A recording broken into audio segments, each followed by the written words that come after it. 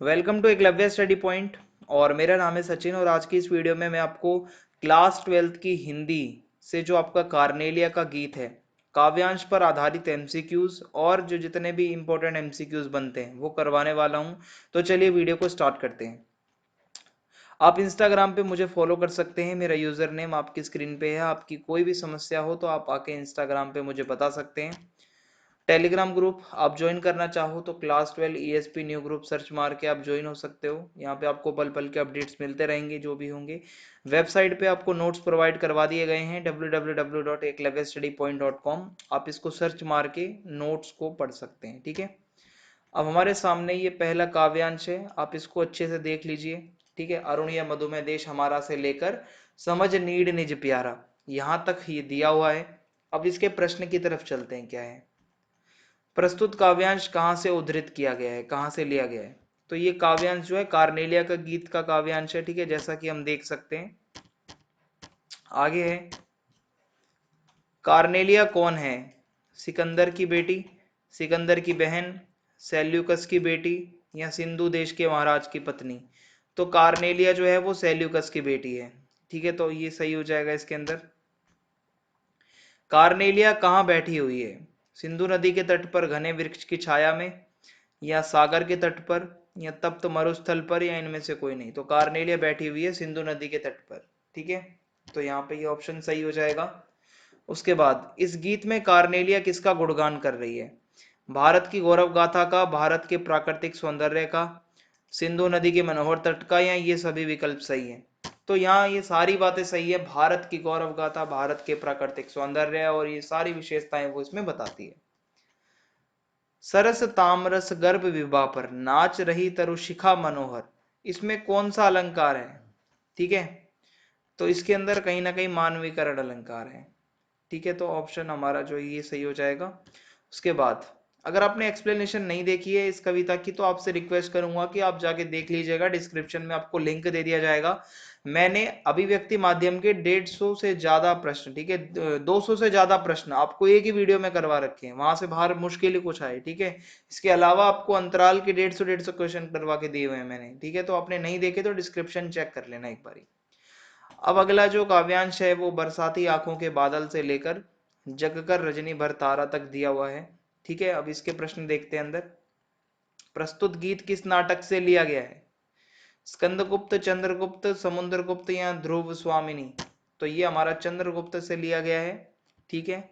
उसके बाद कार्नेलिया किसका गुणगान कर रही है। चंद्रगुप्त का, भारत की प्राकृतिक सुषमा का, स्वयं का, या गीतों का। तो कार्नेलिया भारत की प्राकृतिक सुषमा, भारत की प्राकृतिक सुंदरता का वर्णन करती है, गुणगान करती है।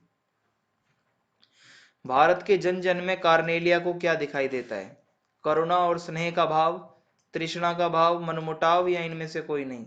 तो उसको हर एक जने में करुणा, स्नेह, प्यार का भाव दिखाई देता है। तो ये ऑप्शन सही हो जाएगा।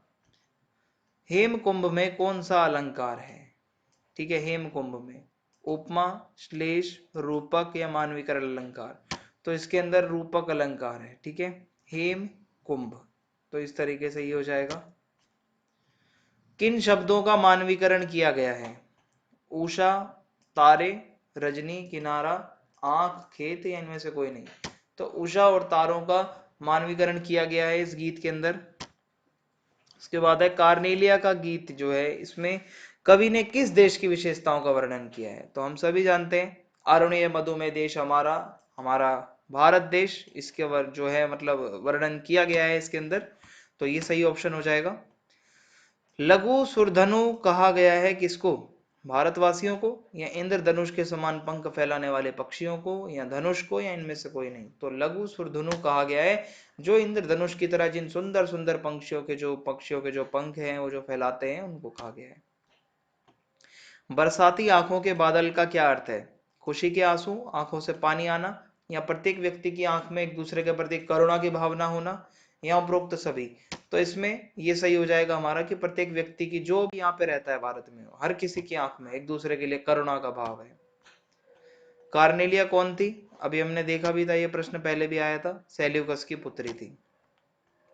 कार्नेलिया के गीत का मूल भाव क्या है भाई, भारत देश की विशेषताओं का वर्णन करना, भारत की कमियां उजागर करना, विदेशियों का भारत के प्रति दृष्टिकोण दिखाना, या इनमें से कोई नहीं। तो कार्नेले के गीत का मूल भाव है भारत देश की विशेषताएं बताना, ठीक है, प्राकृतिक विशेषताएं। फिर है मदिर ऊंघते रहते जब जग कर रजनी भर तारा, ठीक है, मदिर ऊंघते रहते जब जग कर रजनी भर तारा, कि सारी रात जाग कर जो तारे भी सुबह होते होते ऊँघने से मतलब लगते हैं। तो ये कौन सा अलंकार है इसमें, तो ये मानवीकरण अलंकार हो जाएगा हमारा। उसके बाद उड़ते खग, इसमें क्या भाव है, इसमें शब्दार्थ नहीं पूछा है, भावार्थ पूछा है।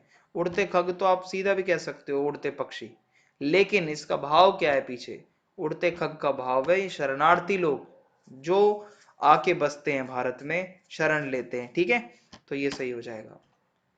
नाच रही तरुशिखा मनोहर, इसमें कौन सा अलंकार है, तो इसके अंदर मानवीकरण अलंकार है, ठीक है।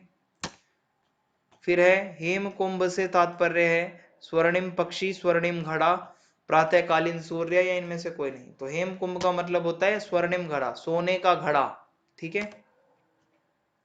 भारत की अनूठी पहचान क्या है, जहां लहरों को किनारा मिलता है, जहां अजनबी को सहारा मिलता है, जहां पक्षी घोंसले की कल्पना कर आश्रय पाता है। जी हाँ, ये सारी बातें सही है, ठीक है। तो यही सही हो जाएगा कि भाई लहरों को किनारा भी मिलता है, अजनबी को सहारा भी मिलता है, पक्षी भी अपने घोंसले की कल्पना करके आश्रय पाने के लिए यहाँ पे आता है, जैसे शरणार्थी भी आते हैं। तो ये सही हो जाएगा। अब कुछ ऐसे और भी प्रश्न दिखा देता हूं आपको। कार्नेलिया कौन थी हम देख चुके हैं, सेल्यूकस की पुत्री। इस कविता में अरुण से क्या आशय मतलब आशय है, तो अरुण का मतलब यही है सूर्य की जो लाल किरणें जो है, मतलब सूर्य की लाल किरणों से रंगा हुआ, यही हो सकता है अरुणीय मधुमेह देश हमारा, ठीक है। बरसाती आंखें, इसका मतलब क्या है, प्रेम और करुणा के जल से पूरित आंखें, ऐसी आंखें जिनकी हमेशा आंखों में प्रेम और करुणा रहे। यह रचना साहित्य की कौन सी विधा है, गीत है ये कार्नेलिया का। नाच रही तरुशिखा मनोहर में कौन सा अलंकार है, हमने अभी देखा था, मानवीकरण अलंकार है। प्रातः काल में उषा रूपी पनिहारिन अपने घड़े से कौन से सुख को उड़ेलती है, खाने पीने के पदार्थ को उड़ेलती है, सोना, या नवीन आशा उमंग और उत्साह, या पानी। तो वो जो है एक नई आशा को सुबह सुबह उड़ेलती है, और एक और नई उमंग को और एक उत्साह को, ठीक है। तो ये हमारा सही हो जाएगा। इसी के साथ वीडियो यहाँ पे समाप्त होती है। कमेंट करके जरूर बताएं वीडियो आपको कैसी लगी। बहुत बहुत शुक्रिया आप सभी का वीडियो को एंड तक देखने के लिए। जय हिंद, जय भारत।